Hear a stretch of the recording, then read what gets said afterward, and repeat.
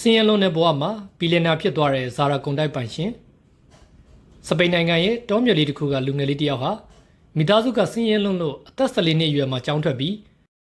းလက်နဲ့အင်ကြီးချုပ်ပြီးတဲ့အလုပ်လုပ်ရင်မိသားစုစားဝတ်နေရေးအတွက်တစ်ဖက်တစ်လမ်းကဝင်ငွေရှာပေးရတယ်အသက်16နှစ်အရွယ်မှာသူဟာမြို့ထဲမှာအင်ကြီးကောင်းကောင်းချုပ်တတ်ကြပေမဲ့အလုပ်မရှိအားနေတဲ့မြို့သမီးတွေအများကြီးရှိနေတာကိုသတိဆပြီးပြုမိလိုက်တယ်အဲ့ဒါကိုတာမန်လူတွေသတိမထားမိကြပေမဲ့သူ့အတွက်ကတော့ကြီးပွားမဲ့ခွင့်လန်းတစ်ခုလို့သတိပြုမိလိုက်တယ်။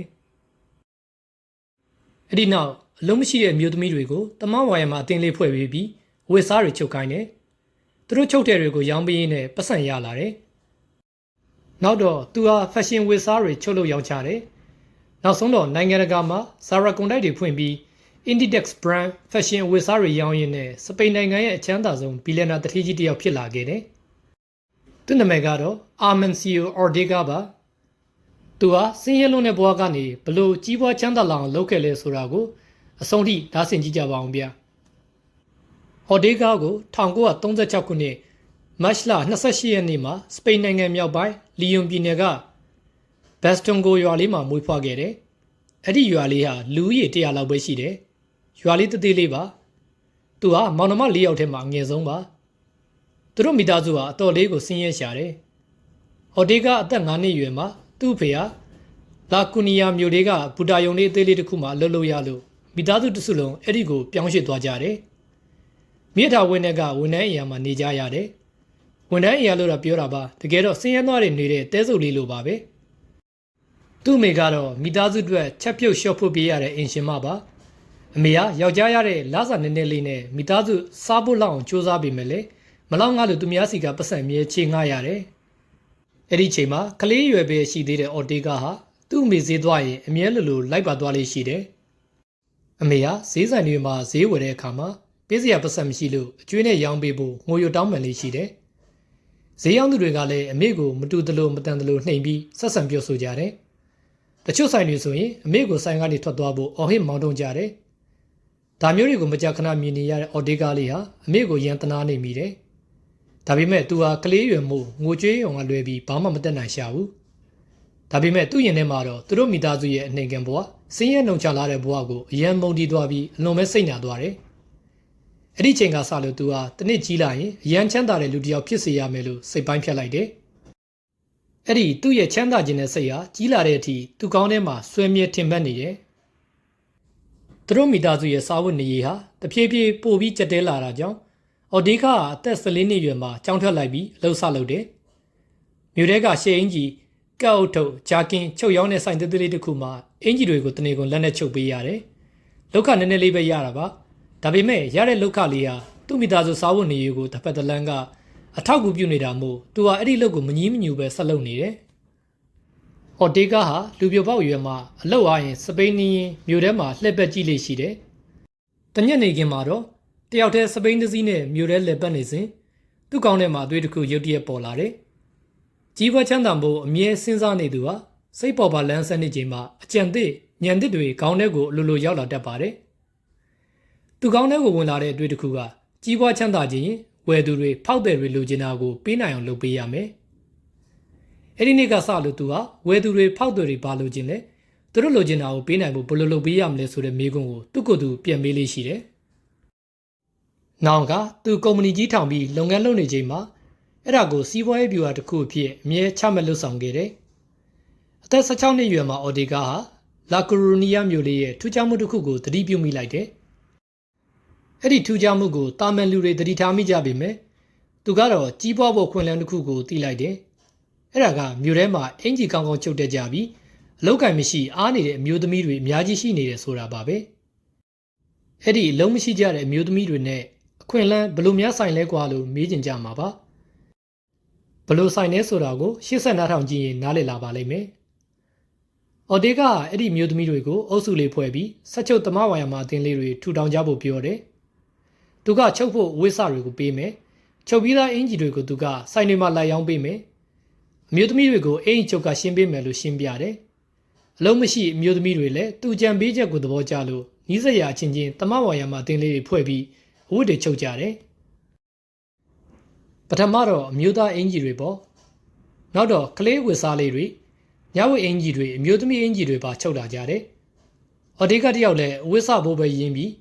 ချုပ်ပြီးတယ်ရီဆိုင်မှာလိုက်ရောင်းပေးရင်းနဲ့ပဲအမျက်စွန်းလေးတွေစရလာလို့အတော်လေးအဆင်ပြေဟန်ကြလာတယ်။သူ့မိသားစုကိုလည်းကောင်းကောင်းမွန်မွန်ထောက်ပံ့လာနိုင်တယ်။16နှစ်အရွယ်လူငယ်လေးအော်ဒီကအတွက်ပထမဆုံးလုပ်တဲ့စီးပွားရေးလုပ်ငန်းဟာအောင်မြင်မှုရတယ်လို့ပြောရမှာပါ။ဒါပေမဲ့သူဟာဒီလောက်နဲ့ပဲကျင်တတ်ပါမလဲ။ဒီတက်မကကြီးပွားချမ်းသာဖို့ရည်မှန်းထားတာကို1963ခုနှစ်မှာအသက်28နှစ်အရွယ်ရှိပြီဖြစ်တဲ့အိုဒီကာဟာသူ့ရဲ့စုဆောင်းငွေလေးနဲ့ပထမဆုံးကိုယ်ပိုင်ကုမ္ပဏီကိုတည်ထောင်လိုက်တယ်။စချုပ်သမားဝါယာမအဖွဲ့တွေမှာလုပ်နေကြတဲ့အမျိုးသမီးတွေကိုလည်းလောအားကနည်းနည်းပဲပေးရတာမို့သူ့ကုမ္ပဏီကအဝတ်ထည်တွေကိုဈေးသက်သက်နဲ့အမြောက်များဖြန့်ဖြူးရောင်းချရင်းနဲ့အမျက်စွန်းတွေအများကြီးရလာတယ်။နောက်ပိုင်းမှာတော့သူဟာစပိန်နိုင်ငံကအထက်ကျုပ်စက်ရုံမြောက်များကိုဖြည်းဖြည်းချင်းဝယ်ယူလိုက်ပြန်တယ်။မကြခင်မှာပဲဖက်ရှင်ဝယ်စားထုတ်တဲ့ကုမ္ပဏီတစ်ခုနဲ့အကျိုးတူပါတနာပေါင်းလုပ်လိုက်တယ်။၃နှစ်ကြာမှအဲ့ဒီဖက်ရှင်ကုမ္ပဏီရဲ့ပိုင်ရှင်မျိုးသမီးဆာဒီယာရမေယာနဲ့လက်ထပ်လိုက်ပါတယ်။သူတို့ပိုင်တဲ့ကုမ္ပဏီတစ်ခုကိုပေါင်းလိုက်ကြပြီး Inditex ကုမ္ပဏီတစ်ဖွင့်လိုက်တယ်။အဲ့ဒီကုမ္ပဏီကနေဒီဇိုင်းလာဖက်ရှင်ဝယ်စားတွေကိုထုတ်လုပ်ရောင်းချပြန်တယ်။1985ခုနှစ်မှာအော်ဒေဂါဟာလာကိုရိုနီယာမြို့လေကောင်မှာဆိုဘရာဆိုတဲ့ Inditex ကထုတ်လုပ်တဲ့ဖက်ရှင်အဝတ်ထည်အရောင်းတဲ့ကွန်ရက်ကြီးတစ်ခုကိုဖွင့်လိုက်ပြန်တယ်။မြို့ထဲကဘားရဲဆိုင်တစ်ဆိုင်ကကွန့်ကတဲ့ဘားဆိုင်ရဲ့နာမည်ကလည်းဆိုဘရာဖြစ်နေတာကိုဒါကြောင့်အော်ဒီကာဟာသူ့ရဲ့ကွန်ရက်နာမည်ကိုဇာရာလို့နာမည်ပြောင်းလိုက်တယ်။1980ပြည့်နှစ်မှာဆိုဘရာရဲ့ဘားဆိုင်တသေးလေးဟာအရင်တိုင်းဆိုင်တသေးလေးဖြစ်ရှိနေစေဖြစ်ပေမဲ့ဇာရာကွန်ရက်တွေကတော့စပိန်နိုင်ငံရဲ့မြို့တော်တော်များများမှာတစ်ခုပြီးတစ်ခုပေါ်ထွက်လာခဲ့တယ်။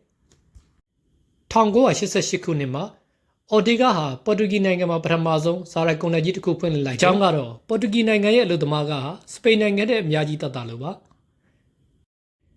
1989ခုနှစ်မှာအော်ဒီဂါဟာအမေရိကန်နဲ့အင်္ဂလန်နိုင်ငံတွေမှာပထမဆုံးဇာရာကွန်ရက်တွေကိုဖွင့်လှစ်ခဲ့ပြန်တယ်2000ပြည့်နှစ်မှာ Inditex brand ဝယ်စားတွေဟာနိုင်ငံပေါင်း30ကျော်ကိုတင်ပို့နိုင်ခဲ့ပြီးအော်ဒီဂါရဲ့လုပ်ငန်းတွေဘာကြောင့်ဒီလောက်အောင်မြင်လာရတာလဲအကြောင်းတစ်ချက်ရှိပါတယ်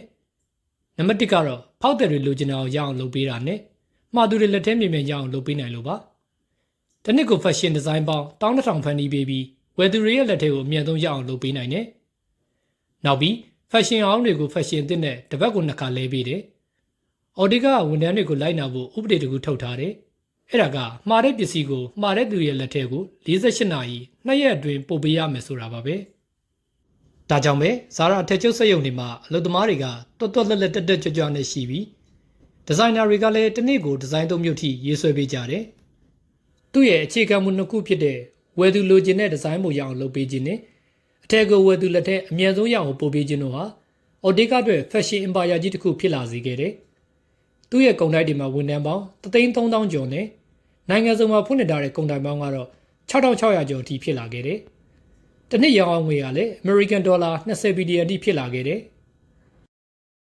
အော်ဒီဂါဟာဖက်ရှင်ဝတ်တဲ့လုပ်ငန်းတစ်ခုတည်းသာလုပ်တာမဟုတ်ပဲဘဏ်လုပ်ငန်း၊ခီးသွွားလုပ်ငန်း၊ရေနံလုပ်ငန်းတွေနဲ့နိုင်ငံတော်တော်များများမှာလည်းအိမ်ချမ်းပြေမြောင်များဝယ်ပြီးယင်းနှိမ့်မြုပ်နှံမှုတွေလုပ်ထားတယ်။ဇာရာရဲ့မိခင်ကုမ္ပဏီဖြစ်တဲ့ Inditex Group ရဲ့ရှယ်ယာဈေးတွေကလည်းဇက်တိုက်မြင့်တက်နေတယ်။အော်ဒီဂါဥဆောင်လုပ်ကိုင်နေတဲ့လုပ်ငန်းတစ်ခုလုံးရဲ့ရှယ်ယာတန်ဖိုးငွေဟာဒေါ်လာ120ဘီလီယံရှိပါတယ်။အနည်း30ကျော်ကြာစီးပွားရေးလုပ်ပြီးတဲ့အချိန်မှာအော်ဒီဂါရဲ့ပိုင်ဆိုင်ကြွယ်ဝမှုဟာAmerican dollar 83.5 ဘီလီယံဖြစ်လာပါတယ်။အော်ဒီဂါ2012ခုနှစ်မှာ Inditex ကုမ္ပဏီရဲ့ CEO တာဝန်တွေကိုဒုဥက္ကဋ္ဌကိုလွှဲပြောင်းပေးလိုက်တယ်။သူကိုယ်တိုင်ကတော့အမှုဆောင်ဒရိုက်တာဖြစ်နေနိုင်ငံခြားမှာဇာရာကုန်တိုက်တွေတိုးချက်ဖွင့်လှစ်ဖို့ပဲအာရုံစူးစိုက်တော့တယ်။သူဟာနေတိုင်းအိမ်ကနေ10မိုင်ဝေးတဲ့ကုမ္ပဏီရုံးခန်းကိုကားနဲ့ရုံးတက်ဆဲဖြစ်ပြီးလောက်ခင်ကအနားယူပြီးအပန်းဖြေခီးထွက်တာလည်းလုပ်ခဲ့တယ်။နေပုံထိုင်ပုံကလည်းယူစင်းတာမို့မသိသူတွေကတော့သူ့ကိုစပိန်နိုင်ငံရဲ့အချမ်းသာဆုံးဘီလီယံနာကြီးလို့မထင်ကြဘူး။အော်ဒီကာနဲ့ပတ်သက်ပြီးတော့အန်အောစရာချက်နှစ်ချက်ရှိပါသေးတယ်။ပထမတစ်ချက်ကသူ့မှာဘယ်တော့မှတီးတဲ့ရုံကမရှိဘူး။သူဟာစက်ရုံနဲ့ခမ်းမကြီးကြီးထဲမှာဒီဇိုင်နာတွေနဲ့အမြဲတမ်းတိုင်ပင်ဆွေးနွေးရင်းနဲ့အလုပ်ရှုပ်နေလေးရှိတယ်တဲ့။ဒုတိယချက်ကတော့သူ့ကုမ္ပဏီကချုပ်တဲ့လူကြိုက်ရမ်းများတဲ့ Inditex brand ဝတ်စားတွေကိုဘယ်တော့မှမဝေဘူးတဲ့။ဘာကြောင့်လဲဆိုတာကိုတော့သူကလူကြီးဘယ်သူမှမသိကြဘူး။ငယ်စဉ်ကအရန်ဆင်းရဲတဲ့ကောင်လေးတယောက်ဟာ14နှစ်သားမှာကျောင်းထွက်ပြီးအလုပ်လုပ်ရတယ်။ဘွဲရဖို့နေနေတာပညာရည်ချင်းကလည်းအလေတန်းစင်ပဲရှိတယ်။ဒါပေမဲ့ကြီးပွားချမ်းသာခြင်းစိတ်ရှိတာရဲ့ အကြံကောင်းတစ်ချက်ပေါ်အခြေခံပြီးစီးပွားရေးကိုစ조사လုပ်ကိုင်တာကြောင့်ဘီလီယံနာကြီးဖြစ်လာခဲ့တယ်။အာမန်စီယိုအဒေဂါရဲ့မှတ်မှတ်သားသားစကားများနံပါတ်1ဝယ်သူကြိုက်ကိုတကယ်သိသူဟာကုန်တိုင်းမှာနေ့စဉ်ရောင်းပေးနေတဲ့ဝန်ထမ်းတွေပါနံပါတ်2နောက်ဆုံးပေါ် fashion အကောင်းဆုံးဒီဇိုင်းဆွဲမဲ့စရာဝန်ဆောင်မှုနဲ့ဈေးဝယ်ကျင်လာအောင်ဆွဲဆောင်ပါနံပါတ်3ကုမ္ပဏီဆိုတာလူတွေနဲ့ဖွဲ့စည်းထားတာပါလူတွေရဲ့စ조사မှု professional ပြီးသားမှုစိတ်တက်ကြွမှုတွေမပါဘဲကုမ္ပဏီဟာအောင်မြင်မှုရမှာမဟုတ်ဘူး